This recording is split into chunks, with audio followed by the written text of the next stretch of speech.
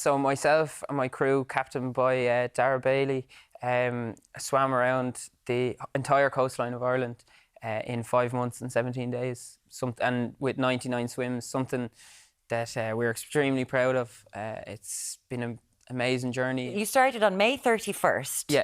It is 1,468 kilometres, 5 months, 17 days, over 99 swims. How many lengths of the pool is that? Like, it's a good few. Yeah. To get me to go into the water on Cremon Beach on a soft day in the height of summer, I mean, there's a lot of coasting going on there. Why? You know, it was something that, like, I had a love for training and I had a love for Ireland, and particularly travelling in Ireland. And I said, how can I combine these two massive loves and passions? And I've been trying for this journey for almost 6 years. At the door, I've been organising, and it just kept falling through, and it just wouldn't happen for me. And this year I met Peter Connolly and Daragh Bailey from Bodoria and Claddagh, which restores Galway hooker boats in Galway, where I'm living. And they were on board with my journey, and they facilitated it, and they made it happen. There's you. Is you swimming with dolphins there? Dolphins there, yeah.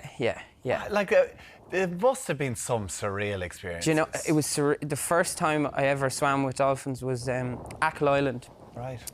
So we were swimming up on Achill Island, and it was in the dark, so we do some night swims to kind of get the distance in. Oh my God. And you could just hear them before you could see them. So you're doing kind of 15 to 17 kilometres a day, sometimes 25 kilometres swimming. How far off the coast were you? Was it depending on how far the swell was? Depending on how far the swell was, and that's where the planning came into play from my captain, who was a seasoned fisherman and years of like a family lineage of that. And without him, it wouldn't have been possible. I suppose the most difficult challenge, like for me, was I got very bad chafing under my arms. Okay. And I actually had... From the wetsuit? Yeah, from the wetsuit. I had literal holes in my arms, and I thought the swim was pretty much done from there. So we had to manage a cut on top of that. So every day, you can imagine, I putting on a cold wetsuit and wet wetsuit because it doesn't dry out in the boat.